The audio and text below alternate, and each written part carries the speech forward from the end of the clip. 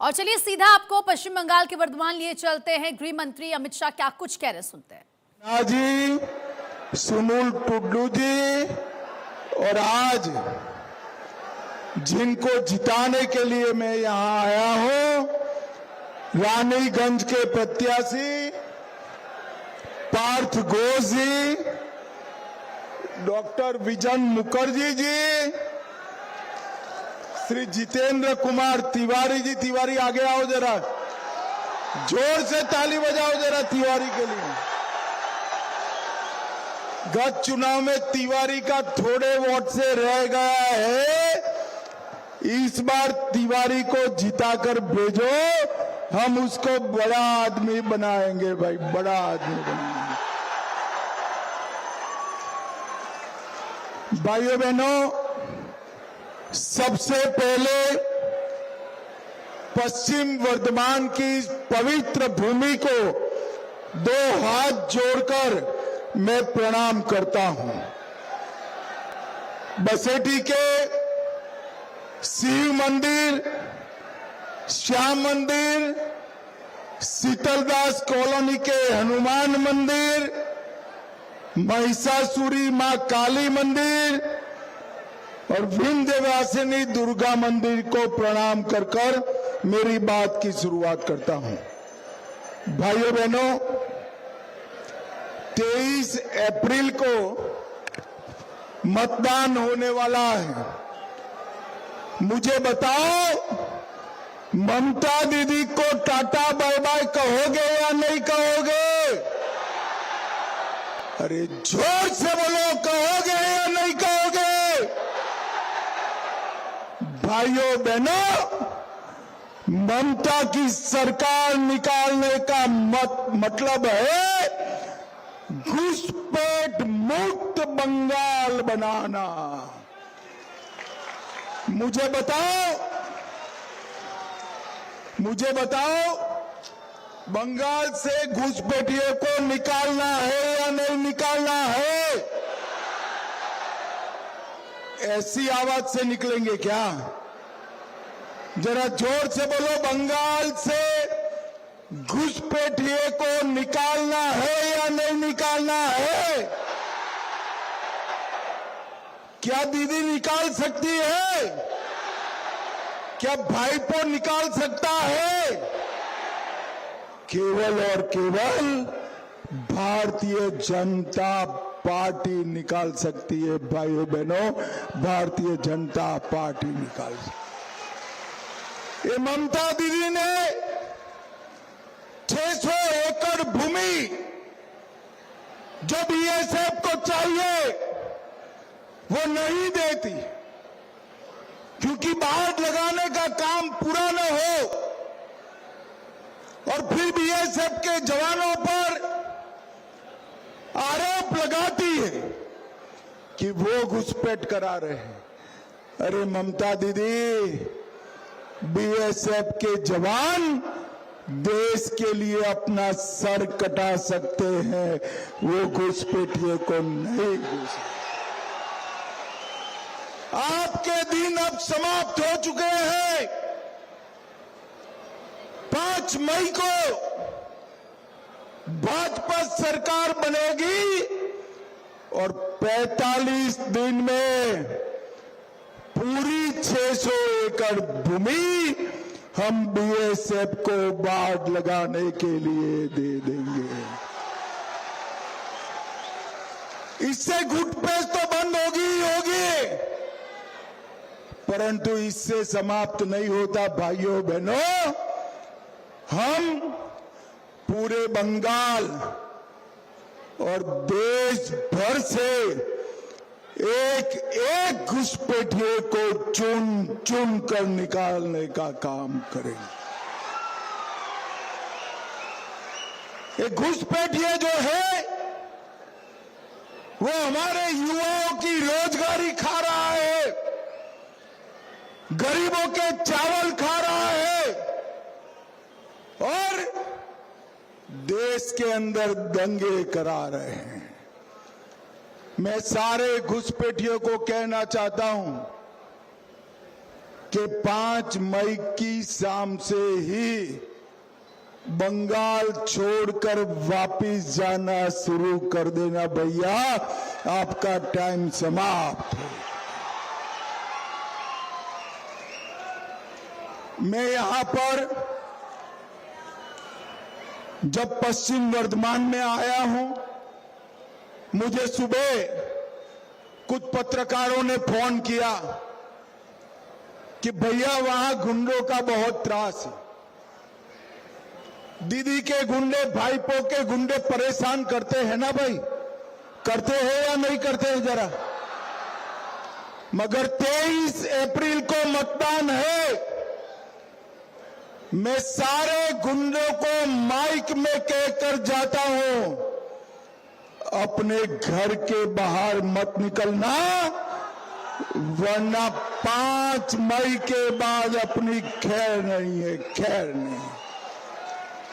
भाइयों बहनों, बेखौफ बेरोक-टोक मतदान करना।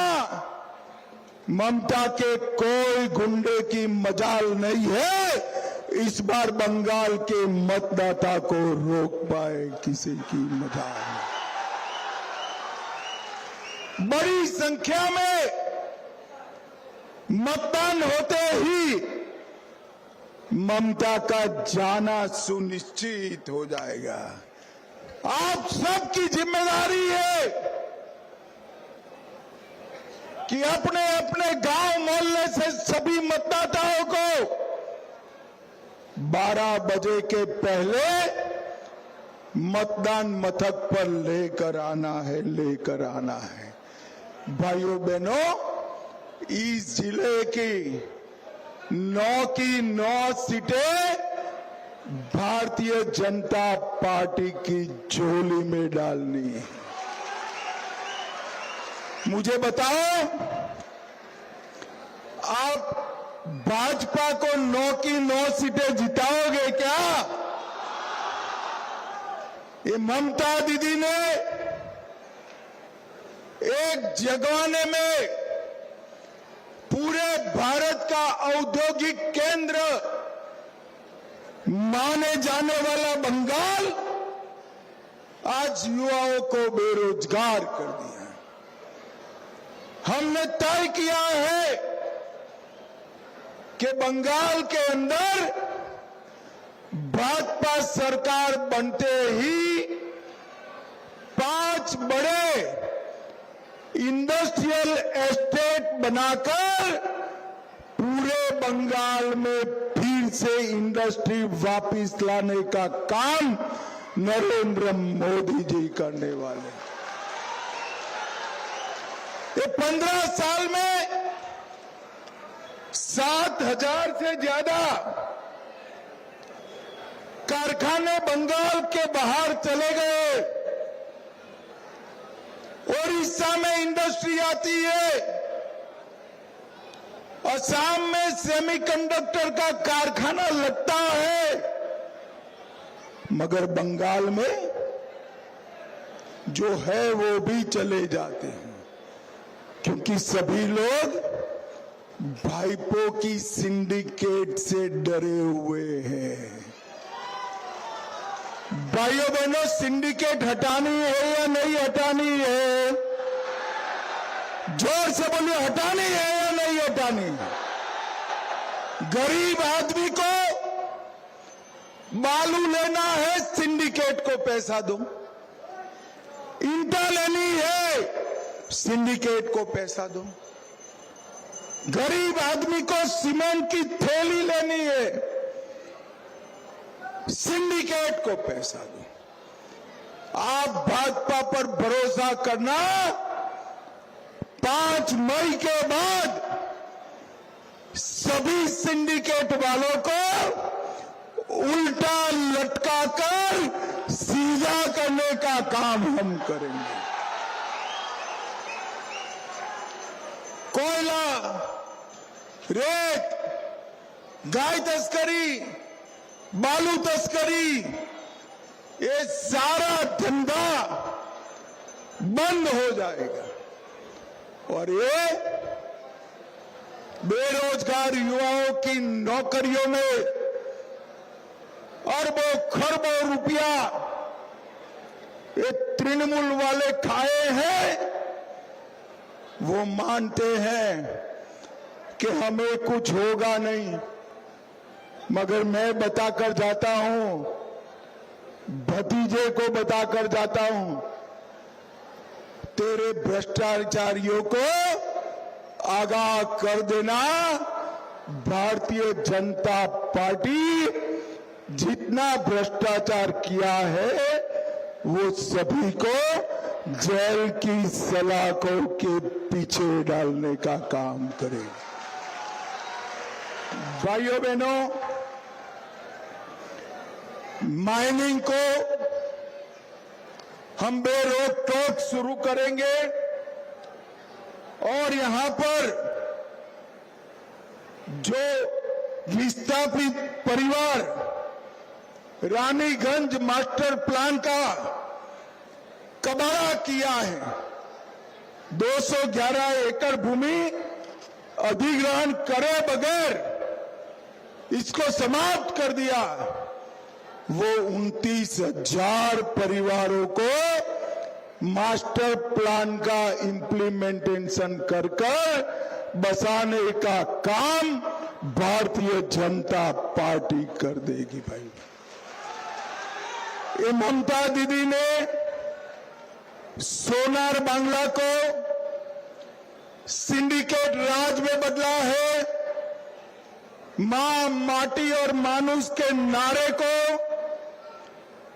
माफिया, मसल पावर और मनी पावर की गैंगों में बदला है। हम कवि गुरु टैगोर का सोनार बांग्ला बनाने का काम हमारी भारतीय जनता पार्टी करेगी।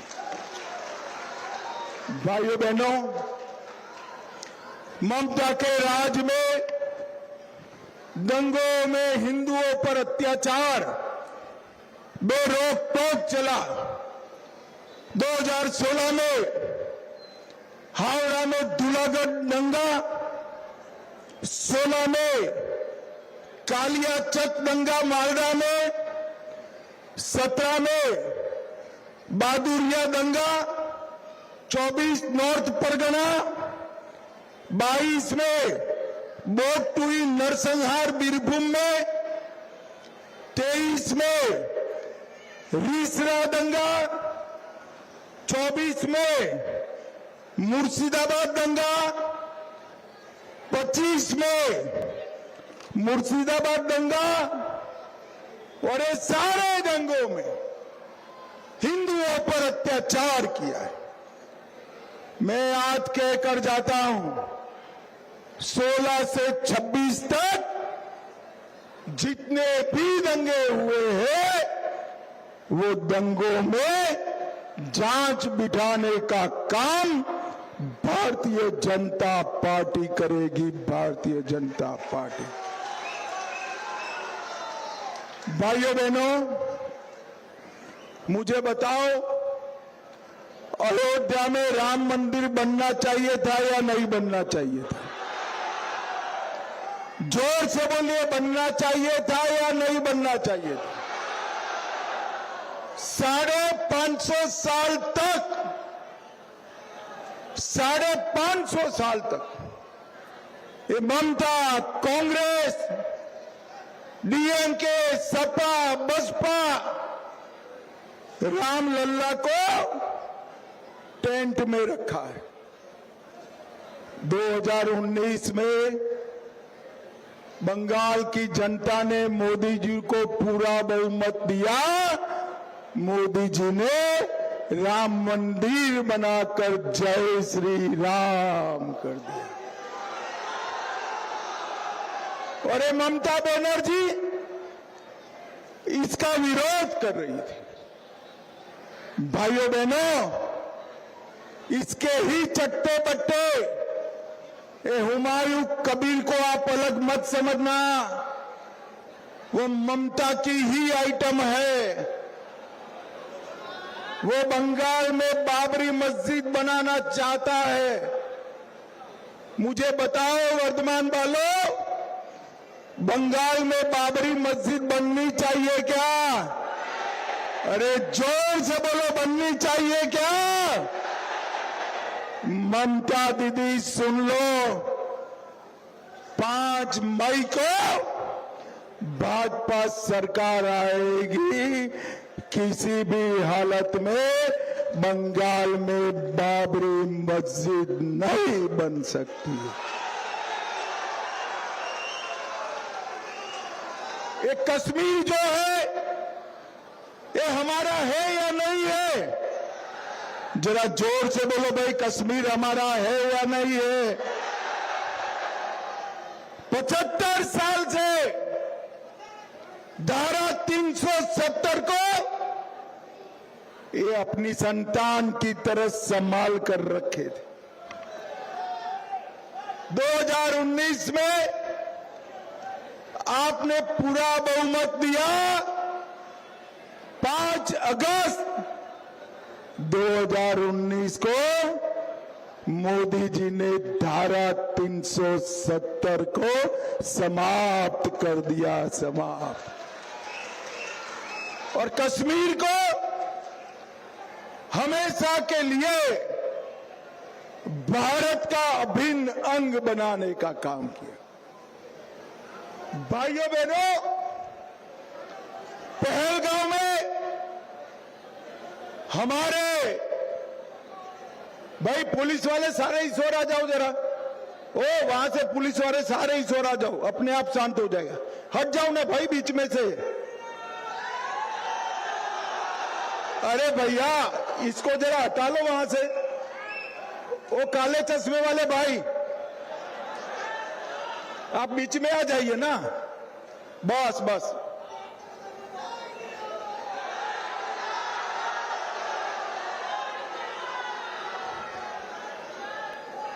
अरे वहां से सारे पुलिस वाले बीच में आ जाओ भाई। ये कौन है? चल अंदर, अंदर आ जाओ भैया, जरा अंदर आ जाइए आप। भाइयों बहनों, पहलगांव में पाकिस्तान ने आतंकी हमला किया। रुक जाओ, अंदर चले जाओ, वापिस चले जाओ, वापिस चले जाओ, चलो वापिस जाओ।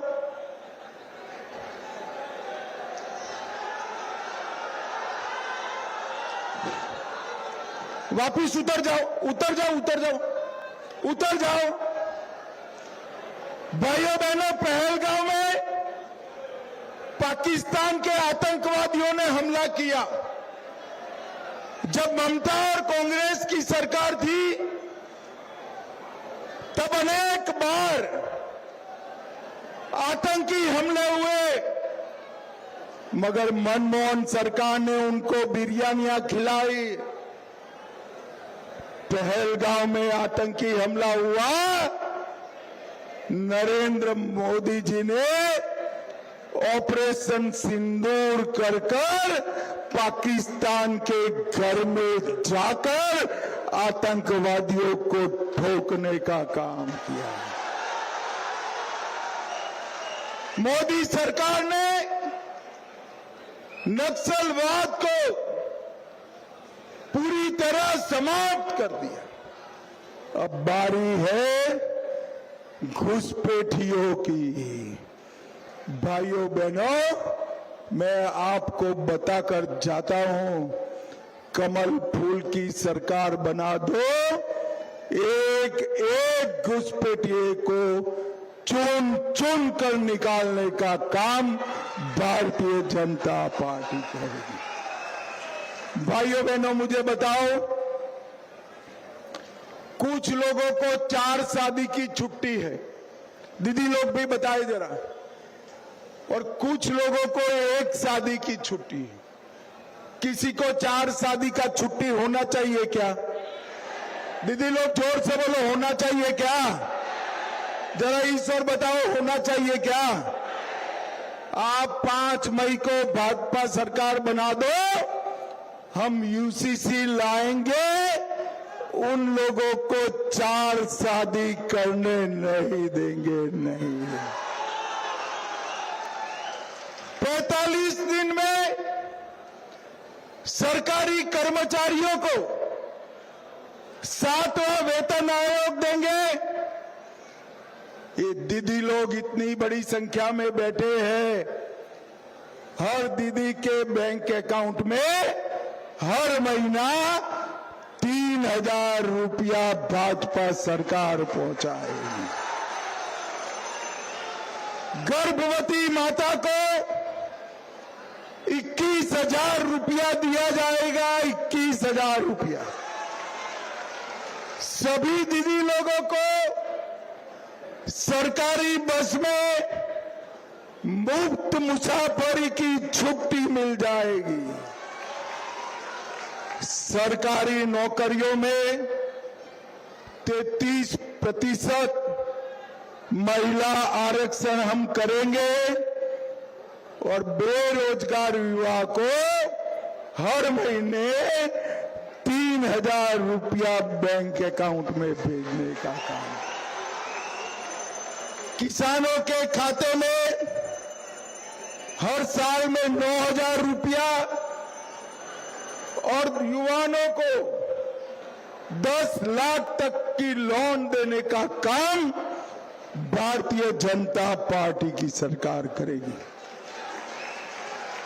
धान का दाम 3100 रुपया क्विंटल करेंगे। विधवाओं को, दिव्यांग को और बुजुर्गों को। गृह मंत्री अमित शाह को आप सुन रहे थे।